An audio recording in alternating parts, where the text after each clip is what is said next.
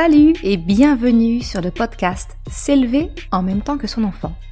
Je suis Maude, coach certifié chez Mercredi, mais surtout maman de 3 enfants. Sur ce podcast, je t'aide à conjuguer la bienveillance avec la réalité de ton quotidien de maman. Utiliser ton choix d'une parentalité bienveillante comme un accélérateur de ton propre développement personnel. T'aider à changer de regard sur les situations que tu vis avec ton enfant pour t'en servir, pour grandir et apprendre sur toi. Je te retrouve chaque mardi en live sur Instagram à 12h30 pour un épisode Café Papote et ensuite sur le podcast ici même.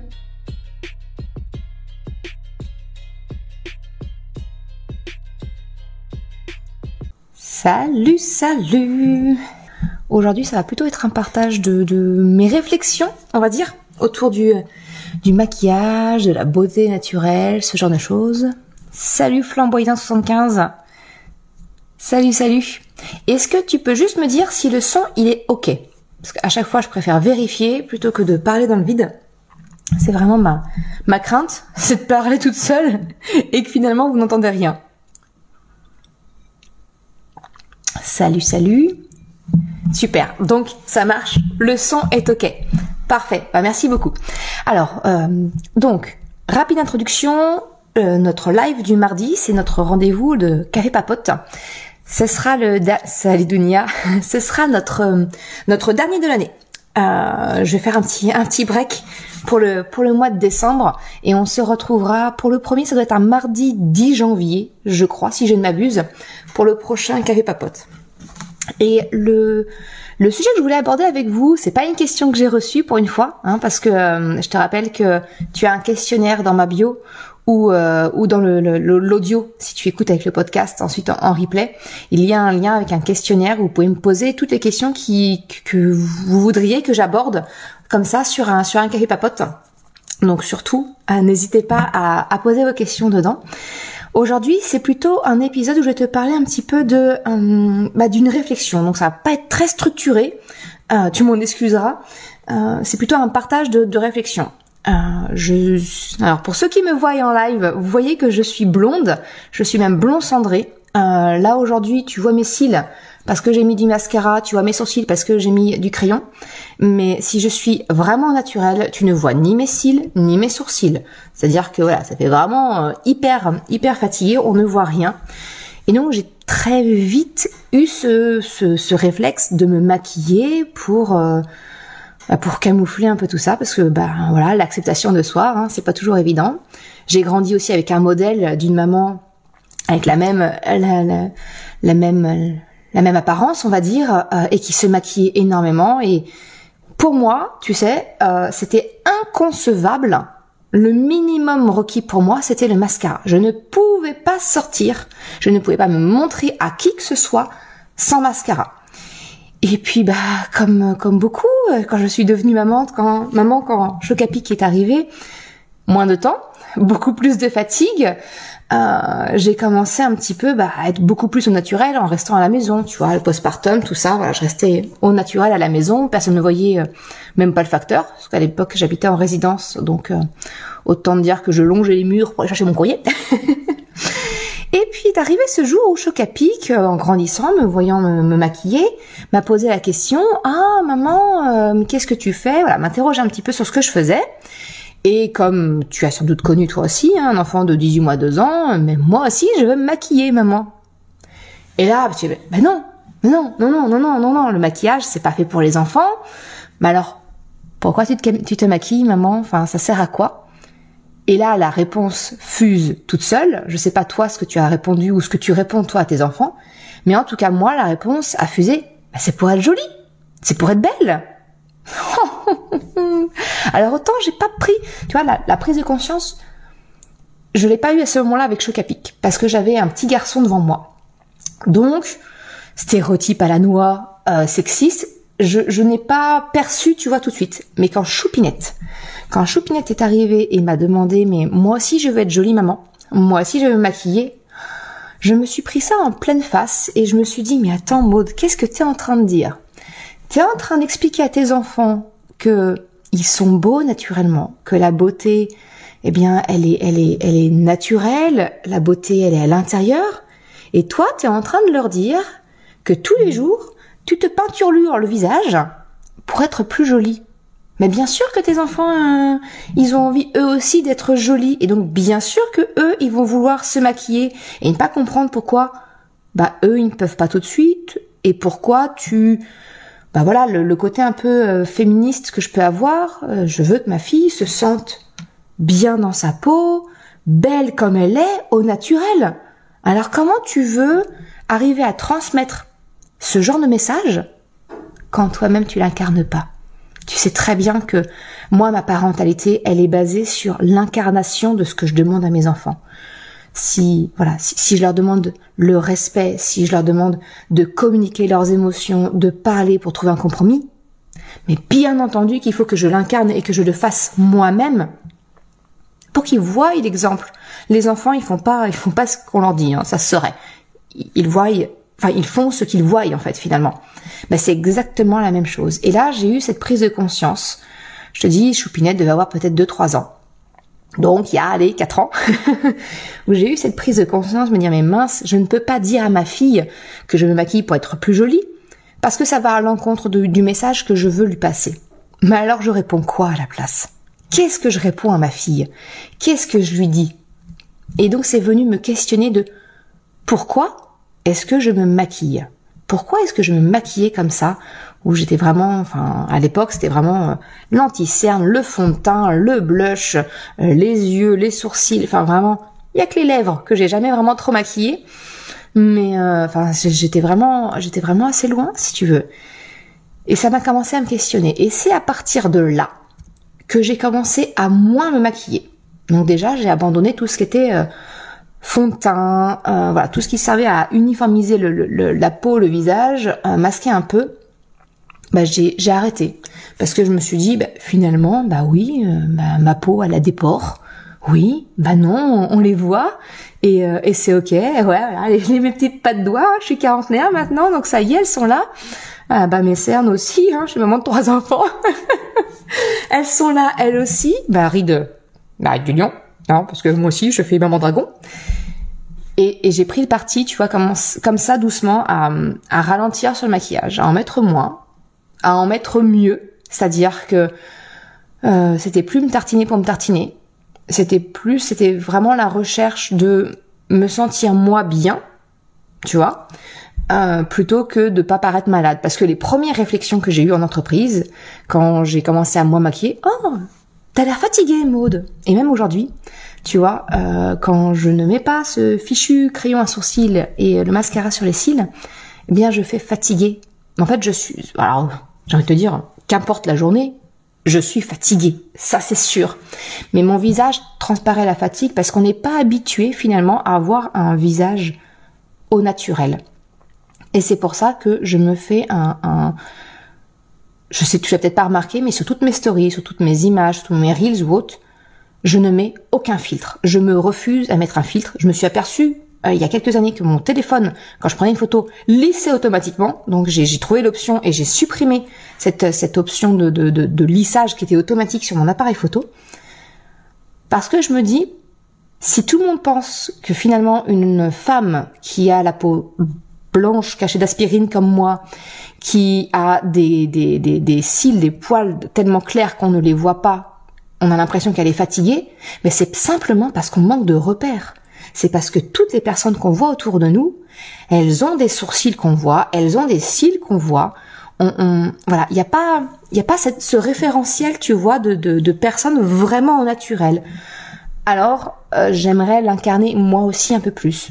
Alors, oui et non. Tu vois, aujourd'hui, je me présente à toi, ouais, j'ai du mascara en haut, j'ai du crayon au-dessus. Mais maintenant, je le fais vraiment en conscience. Je le fais pas tous les jours. Je suis tout à fait capable d'aller chercher mes enfants à l'école sans être absolument maquillée. T'as ma plus belle coiffure aujourd'hui, c'est ma coiffure de la fainéantise. En fait, le questionnement de mes enfants a induit chez moi ce questionnement, cette remise en question de pourquoi je me maquille. Et cette fameuse réponse automatique que je disais à mes enfants, dire mais je me maquille pour être plus jolie.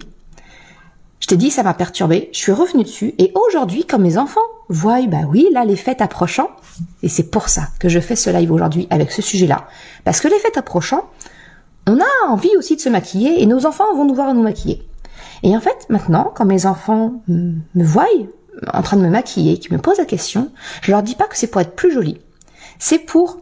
je dis vraiment la vérité, le maquillage, aujourd'hui, cache une partie de ma fatigue. Masque, voilà, je mets le blush, et ben ça va me donner un peu plus bonne mine. Le crayon et le mascara va permettre de faire en sorte qu'on voit un tout petit peu les cils et les sourcils que je peux avoir. Finalement, aujourd'hui, ma réponse, c'est vraiment de dire que le maquillage sert à cacher ma fatigue, à me donner bonne mine quand je ne l'ai pas de prime abord. Ce n'est plus pour me rendre jolie. Je sais pas si cette petite nuance, tu la perçois, si ça te parle. Voilà. En tout cas, c'est comme ça que je le vois. Et donc là, les fêtes approchant, bien oui, pour Noël, je vais me maquiller.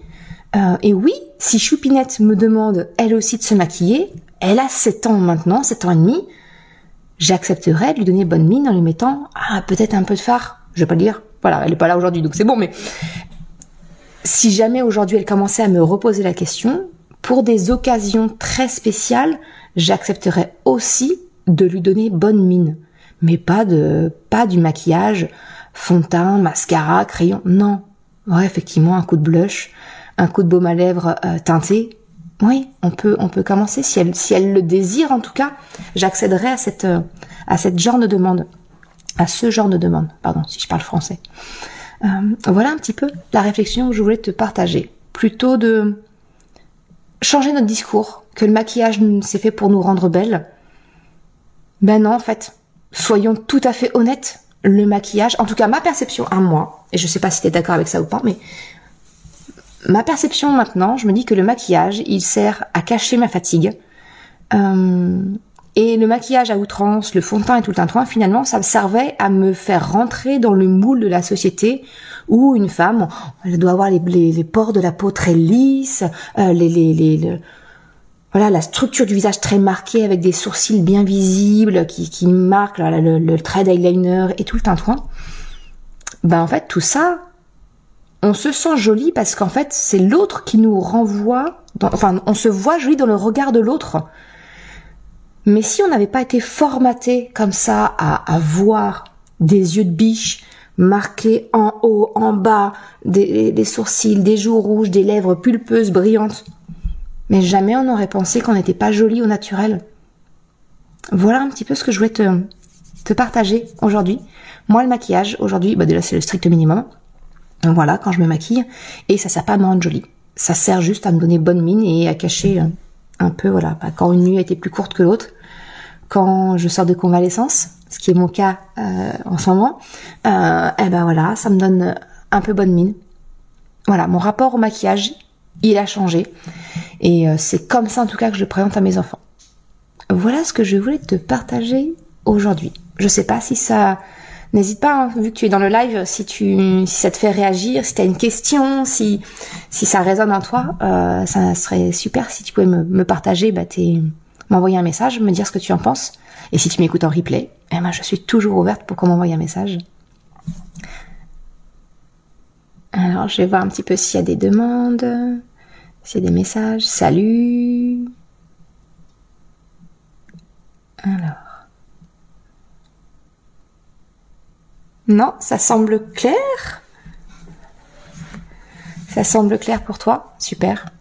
Écoute, voilà, c'était un petit peu le partage d'aujourd'hui que je voulais te proposer à la veille des fêtes pour le dernier live. Donc, je te le répète, c'est le dernier live de l'année 2022, de la saison 2 du podcast. Alors, je vais regarder un petit peu. Ah, super. Alors, Dounia, alors, je suis tout à fait d'accord, plus de fond de teint depuis plusieurs années, mais j'avoue de ne pas me passer d'anti-cerne. Je te comprends. Je te dis, moi, en 4 ans, j'y suis allée hyper progressivement. Le fond de teint, c'est la première chose que j'ai dégagée, effectivement. L'anti-cerne, je l'ai utilisé pendant très longtemps. Aujourd'hui, ça se voit que j'en ai pas, j'en ai plus. Et j'en ai plus dans ma trousse de maquillage, je t'avouerai que j'en ai plus du tout. J'ai même été embêtée parce que j'ai fait une soirée, on a eu une soirée anniversaire où on devait costumer, années 80. J'ai dû racheter du fard à paupières parce que j'en avais pas. Voilà. Mais c'est comme, en fait, c'est exactement comme tout. Que tu sois dans une démarche zéro déchet, que tu sois dans une démarche de la bienveillance avec ton enfant, que tu sois dans une démarche de n'importe quel changement que tu veux mettre en place, ça se fait progressivement. On peut pas, je l'ai refait parce que je me suis étouffée en même temps. Ça se fait progressivement. Tu peux pas demander de switcher comme ça du jour au lendemain. C'est beaucoup trop violent. Même pour toi, c'est beaucoup trop violent. Donc voilà, on y va tranquille. Et ça permet aussi au regard de l'autre en face de toi de s'adapter et de s'habituer aussi à ce changement. Et du coup, c'est un peu plus facile à supporter.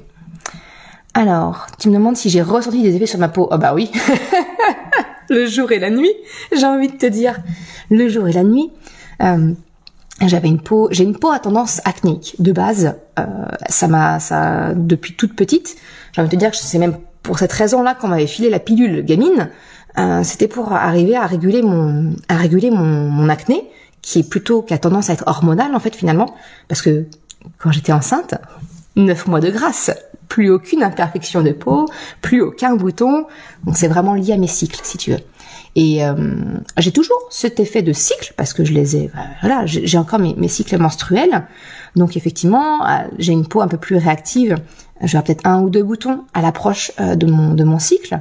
Mais depuis que j'ai arrêté le maquillage, c'est vraiment épisodique. C'est 1 à 2 journées sur mon cycle et c'est tout. Avant avec le maquillage, forcément, je calfeutrais mes pores. T'imagines bien que eux, ils produisaient du sébum à outrance pour essayer de déboucher tout ça. Donc forcément, ça s'enquistait, ça faisait des boutons, ça inflammait. Franchement, le jour et la nuit, du petit moment où j'ai arrêté de mettre du maquillage sur ma peau, elle respire. Là aujourd'hui, dans le meilleur des cas, si vraiment quand je dois sortir les jours de fête, je mets une poudre libre pour dire voilà moi, mettre un peu de couleur sur, je te dis, je suis vraiment cachette d'aspirine. Ma grand-mère m'appelait cachette d'aspirine. Donc, on a un niveau assez élevé, on va dire, dans la blancheur. Voilà, mais ça reste libre et c'est pas, tu vois, ça calfeutre pas. L'autre chose qui m'a énormément aidée sur les effets sur ma peau, j'ai abandonné pareil tous les produits cosmétiques. Les sérums, les crèmes bébés, peu importe les marques, peu importe les crèmes, je suis passée sur un mélange que je fais à la main entre du gel d'aloe vera pur et de l'huile. Les deux mélangés systématiquement. La dose d'huile varie en fonction si c'est plutôt hiver, plutôt été, si je ressens que ma peau tiraille ou pas, parce que je te dis, elle est hyper réactive. À partir du moment où j'ai arrêté de me maquiller à outrance, donc du coup, forcément, le démaquillage était beaucoup plus simple et comme il y avait moins à enlever, j'avais plus la certitude de vraiment tout enlever. Tu vois ce que je veux dire? Ça, et de juste passer sur de l'aloe vera et de l'huile de jojoba. Mais j'ai envie de te dire, je n'ai plus de problème de peau. Je n'ai plus la sensation de peau qui tiraille. J'ai vraiment un confort qui est beaucoup mieux. Et, truc tout bête, je bronze maintenant l'été. Avant, je rougissais. Je passais en mode écrevisse. Et potentiellement, en fonction de la dorure, j'arrivais à être un petit peu bronzée. Maintenant, je bronze très facilement. Parce qu'en fait, ma peau, elle est nourrie, hydratée, en permanence. Donc, ouais, je vois les effets bénéfiques. Nawel, tu me dis, moins de produits possible, mieux la peau se porte. Alors, exactement. En fait, c'est ce que je me rends compte, tu vois, en vieillissant, j'ai envie de te dire, en mûrissant. La nature, elle est bien faite. Elle nous a conçus, on est auto-wash, voilà, le sébum n'est pas notre ennemi. Notre sébum, il est là pour nourrir notre peau, nos cheveux et tout ce que tu veux bien. Et en fait, à partir du moment où on apporte quelque chose dessus, on vient mettre à mal cet équilibre qui se crée. Donc forcément, effectivement, moins de produits, mieux la peau se porte. Je suis complètement d'accord avec toi.